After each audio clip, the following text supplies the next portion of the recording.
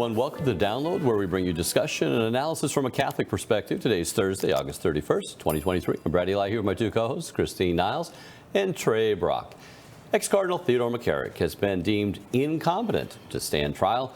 Yesterday, a state district judge in Dedham, Massachusetts, ruled the laicized Mr. McCarrick, owing to dementia, is not mentally competent to face trial on charges related to sexual abuse.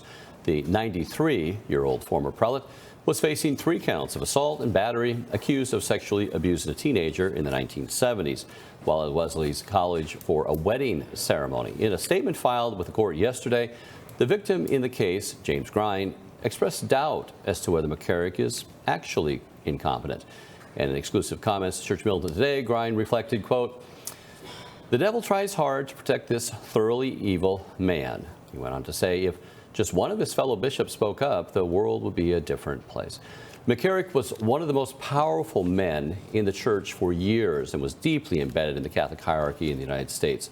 So one more aspect about James. James's testimony led to McCarrick's laicization. He was abused in the context of confession, and that's a absolute no-no in the Catholic Church. You can be excommunicated and all of that for that. Also, McCarrick allegedly was abused for 2 decades, starting in his preteens, when Uncle Ted, as he was called by his family, was close to him and abusing him in such an early stage. And one thing that James reflected on one time when I was with him, he said that whenever you're abused, you go back to that state in life, that mindset, that mind frame. Because a lot of people like myself, we're always thinking, well, why don't you speak out when you're older?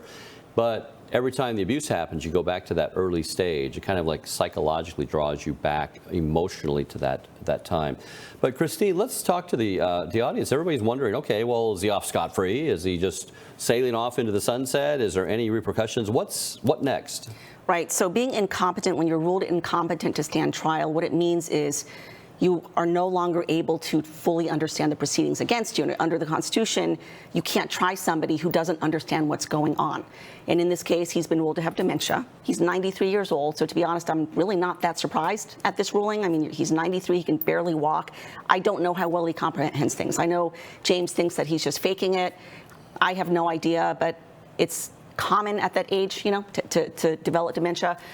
So the ruling itself does not surprise me. What does this mean? Legally, it means that the proceedings are now suspended because you can't convict somebody who is incompetent to stand trial. Now, does that mean he gets away scot-free? No, it does not mean he gets away scot-free. He's going to be committed to an Institute of Psychiatric treatment, where usually what they do is they'll spend about 15 months trying to rehabilitate the person to see if they can become competent. In this case, I don't think that's going to happen. You know, dementia usually is progressive. It gets worse and worse. So he's pretty much looking at being committed for the rest of his life. Probably not that long because he's, you know, pretty old, so he might be passing soon and facing his maker. But that's what's going on right now. And I think the reason, obviously, that James is so upset is because he's not going to get that conviction that he was hoping for. But now everything's kind of put on ice, so to speak, that if for some reason he miraculously recovers and he's no longer deemed incompetent, then everything starts back up again. Trial resumes. Yep. Trial does resume. Mm-hmm. So it's not going away. They didn't just delete all the files. That's put in place and just put on hiatus for now. So that's what we're looking at. Going back to McCarrick, the fact when Grime was actually saying if all the bishops, any of the bishops spoke up, what's he referring to right there? Well, back in 2018 when Church Militant was reporting on this, there was a whole litany of bishops coming out and clutching their pectoral crosses saying, I'm shocked that this happened. Well, there was one bishop who wasn't shocked whatsoever, and it was Bishop Lopes, Stephen Lopes, of the head of the personal ordinary to the chair of St. Peter. And he told his parishioners on one Sunday, I think it was like in August of that year, 2018, this is him speaking from the pulpit, and we have the audio of that, we've played it different times. It's the parade of cardinals and bishops who have rushed to the television cameras, clutching their pectoral crosses, saying, I knew nothing. Lopes went on to say, I don't believe it, and I'm one of them. He adds, I was a seminarian when Theodore McCarrick was named Archbishop of Newark, and he would visit the seminary often, and we all knew. And what he was saying, we all knew about his homosexual predation, that he would have certain seminarians that he would outline and say, let's go to my beach house and have hanky-panky there, and that's what would happen.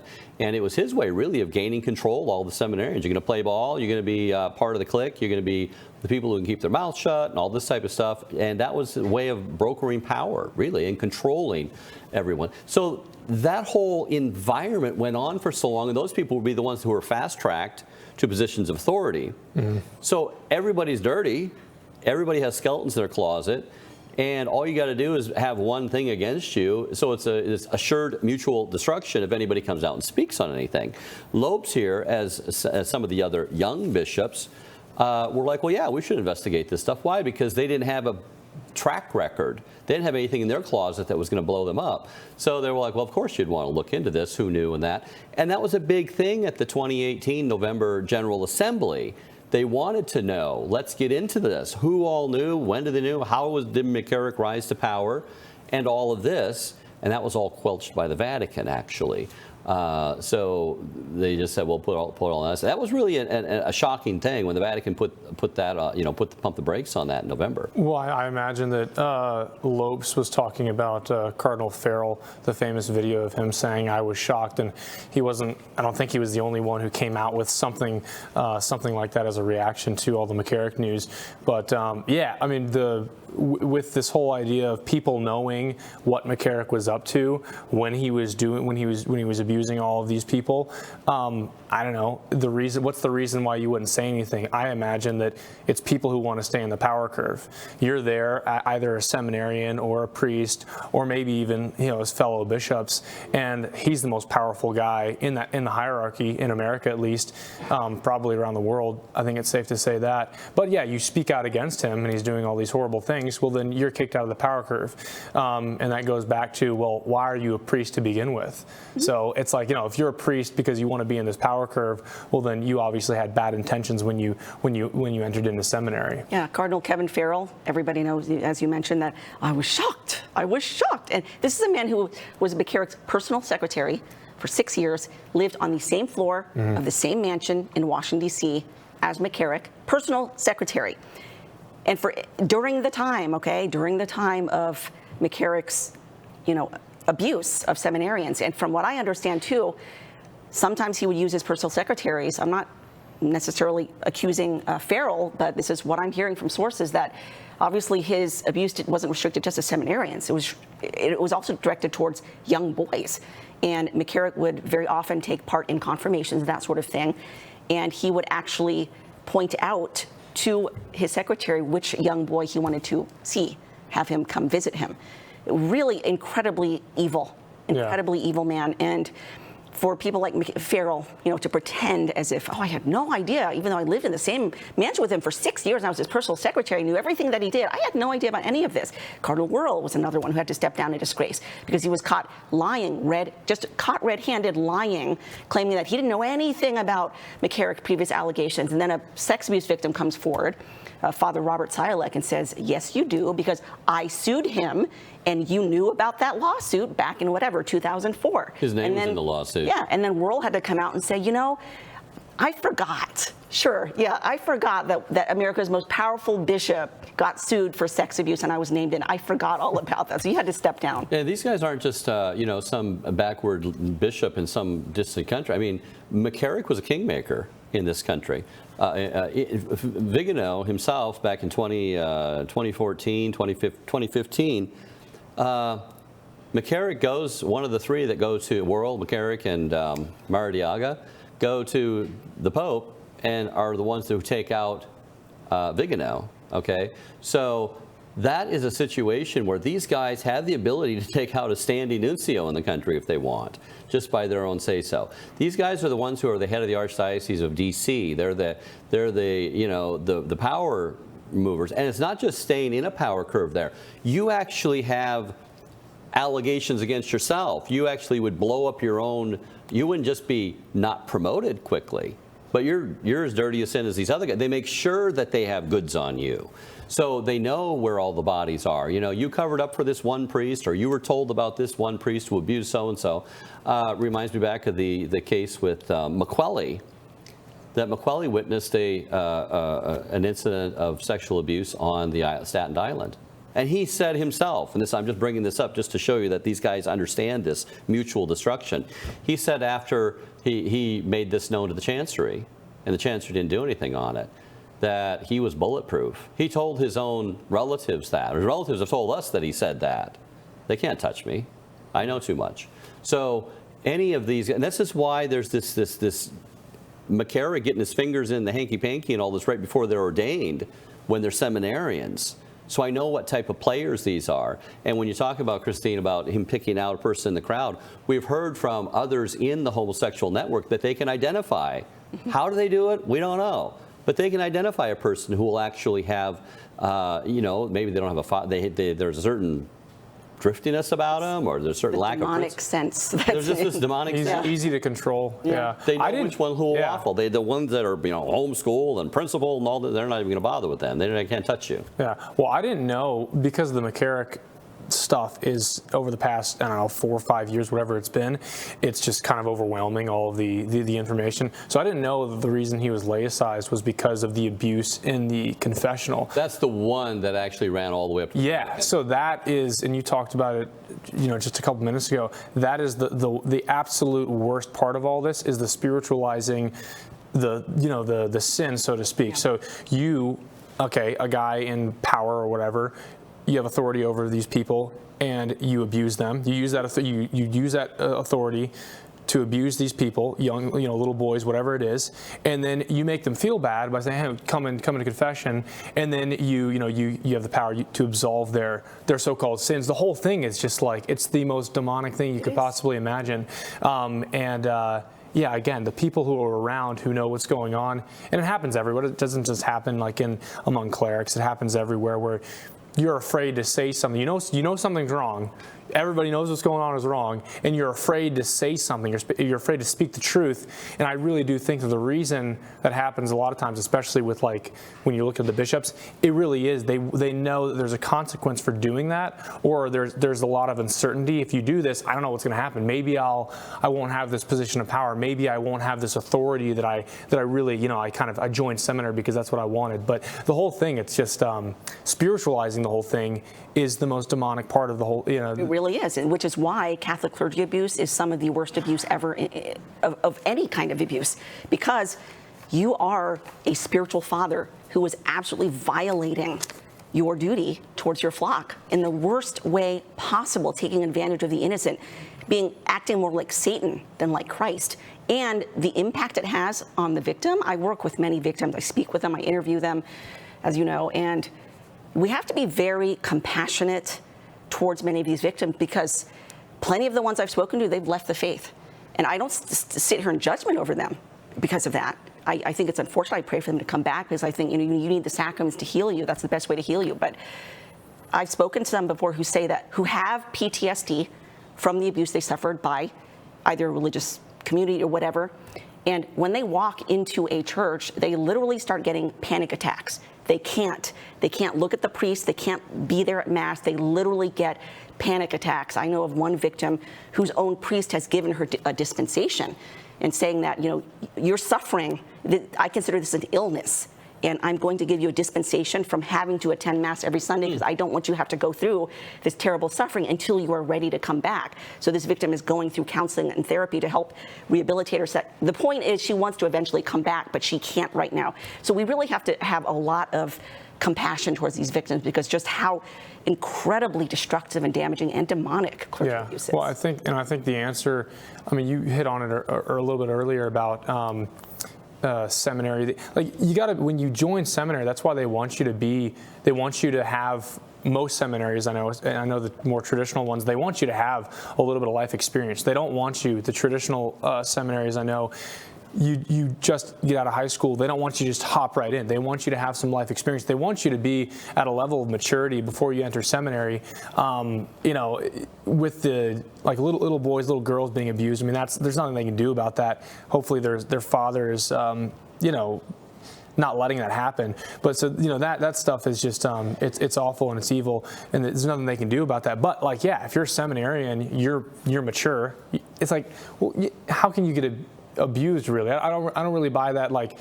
a 22, 23-year-old guy and some grown man is like trying to hit on you. It's like, well, It depends. Well, yeah, but I think the point is that it's like, okay, if you're mature enough, yeah, you're a grown man in seminary. I'm here to be a priest. You got some guy hitting on you. It's like, well, I don't know, slap him in the face or something. Well, slap him in the face or something. You were raised though in a healthy, good. Sure, that's what I'm saying. But yeah, so if you are spiritually mature, I mean, that's the prerequisite. You enter seminary, you're a mature man. You're a mature adult. You go in there, and if you have that stuff going on, you're not going to be. You can't really be a victim at that point. And so that's what I'm saying. That's the remedy for this. Is you go in, like we were talking about the other day. You have that good grounding in your childhood. You have that good grounding, turning into a mature adult, and then you go in and you're ready to, hopefully that stuff is not a problem. But I think that's a decent remedy. Solution. There's a remedy there. But what happened over the last 50, 60 years is there's a weed out program. We talked about with Goodbye Good Men and that. Those guys who are grounded, who are solid, they were raised right. They're not going to be abused. They're weeded out. Sure. They're asked questions like, well, if Jesus rose from the dead, would that shake, the bones of Jesus were found. I'm telling you, Voris, other people who were in the seminary were asked this question. If they found the bones of Jesus tomorrow, would that shake your faith in the resurrection? Voris was asked that question in the seminary. That question was floating around in my day when I was in the seminary. Yeah. And we're all like, yeah? And you're supposed to say, well, no. My faith's so strong. I don't know. But anyway, they have ways of weeding you out. Are you a critical thinker? Do you stand on principle? Do you have, your own convictions and all that? Well, you're rigid. Yeah. Okay. So you're moved out. So the first cut, those guys don't move on. And then the second cut, you got to realize there's a lot of people in the seminary. I wish they could put them under an X-ray, right? You're not mature, out. Oh, you're not mature, out. It doesn't work that way. No one has an X-ray machine, just put you in there and say, okay, I can spot your lack of maturity here. And the other thing is the formators, people who are coming into the church. The devil's very smart, and he knows how he's doing this. He moves people. Maybe they don't even know they're working for the devil or not. But then you have all the communist infiltration and homosexual network and all this stuff we know is going on. Rueda, the homosexual network, read that book if you can get a copy. But anyway, these guys know how to screen them out, but then they also know how to form people. And once you're being, formed and deformed and all that in the seminary, if you're not really solid to begin with, because all your buddies just got canceled, then what happens to you? So you're talking about the second or third cuts, of iteration of people, and now you have some of those people who are wanting to be fast-tracked. I don't care if you abuse me or not. I want to be a priest. I know if I don't do this, I won't be a priest. So it's up to principle or promotion. I'll take the promotion. Right. How many people in the world are like that? In all walks of life. Yeah, exactly. Okay. So it's human nature, what it is. So you get a lot of people that just want to be promoted, and a lot of people who are fine with whatever goes on, and and a lot of people just aren't mature, and then we wind up with a certain percentage of these people, and they take those and promote them on up the line, and it just keeps getting worse and worse and worse. Right. But just returning to the subject of McCarrick, as I mentioned before, his victims were not just seminarians; they were little boys as well, and. I would encourage people to watch my last spotlight on this, which is titled, Did McCarrick Make a Murderer? It was all about Robert Chambers, the preppy killer. He was recently released from prison after many, many years in prison. And he was known, of course, for having killed Jennifer Levin in Central Park back in 1986. He was called the preppy killer because he had these very drop-dead, gorgeous Hollywood movie star looks. And he went through Catholic prep schools, and I did a very in-depth, deep dive investigation. The only investigation, only documentary that's ever looked into the tie between McCarrick and the preppy killer. And it turns out that very, very, very strong evidence that not only were they close, they were definitely close, but there's very strong evidence that McCarrick raped him in an apartment in New York, the same apartment where he raped James Grine and some others as well. And that's what led him into this downward spiral of drugs and addiction, and then eventually, unfortunately, in 1986, murdering someone. But I believe that murder can be attributed to McCarrick, that abuse, not that I'm exonerating Robert Chambers in any sense. He should have done his time, and he did his time for that murder. But I think all of that was a direct outgrowth of the abuse that he suffered at the hands of McCarrick from a very young age. So, and another area where we're having problems with McCarrick is this whole China-Vatican Accord. Now, this is another whole layer of having bad people at the top. And the China-Vatican Accord, McCarrick was actually rehabilitated. He was actually already put out to pasture by Benedict, rehabilitated by Francis when Francis came was elected to the papacy. And Francis actually asked Vigano, this is the testimonies on our site, what do you think about McCarrick? And he went in and said, there's a dossier this thick about McCarrick, and you should not, he's a bad guy. Well, anyway, right after that, McCarrick is saying, well, I'm going to China, I'm going, ambassador for Rome and all this type of stuff. And so he's the guy that's flying over to Rome or over to China and brokering the China Accord. This is 2013 forward. And really nothing of all this story had really broken until 2018, 5 years later. Well, by 5 years later in 2018, that's when the China-Vatican Accord came out and was solidified. And the Chinese communists, the CCP, are actually waving that China Accord around saying this gives us the right to persecute all the underground Catholics. Right or wrong, good or bad, we don't know because no one's ever read the China Accord. But basically, according to Cardinal Zen and others, it's really was selling out the underground, the true Catholics in China to the patriotic establishment that's on board with the communist regime. So the fact that this guy, we just think about another whole layer here, not just abusing people, but abusing his power and authority to go around and be a liaison and speak on behalf of the Vatican and make these deals that really do sell out the faith. Can you really have a solid faith in the deposit of faith if you're raping little boys and just twisting seminarians and all this?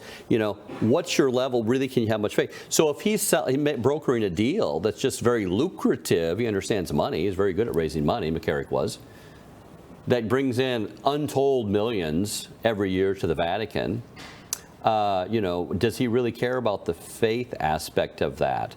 And shouldn't we all just, belong to one big communist patriotic church over there? So anyway, he was involved with that. And that was a tremendous blow. I mean, if you ask the Chinese Catholics, that was the worst thing that happened to them in their history, basically. And it's getting worse, the persecution. That type of thing is rooted in McCarrick as well. So it's not just, there's not just a one-off thing. I mean, the seamless garment type of mentality where all sinfulness is just all kind of the same thing, selling out the faith in China, messing up the life of seminarians and future priests, and who knows what all the other problems, I mean, bad liturgy and all this stuff, because it comes with this whole mentality of, I'm not really there to worship God, I'm not really to grow holy, I'm not really there to bring souls to Christ. My kingdom is on this earth. McCarrick was, no doubt, a very effective instrument of Satan across so many different aspects of the church and the world, as you mentioned. Helped draft this Vatican-China Accord that's been absolutely disastrous for the Catholics of China. But then we also know that he helped in drafting the Dallas Charter for Protection of Minors, ironically, which exempted the bishops from any sort of accountability. But we also know that he played a part in the Land O'Lakes statement too, right? Yes, right? That completely watered down Catholic education in America, pretty much destroyed Catholic education across hundreds and hundreds of Catholic universities everywhere. So here he is causing massive destruction on all different kinds of landscapes.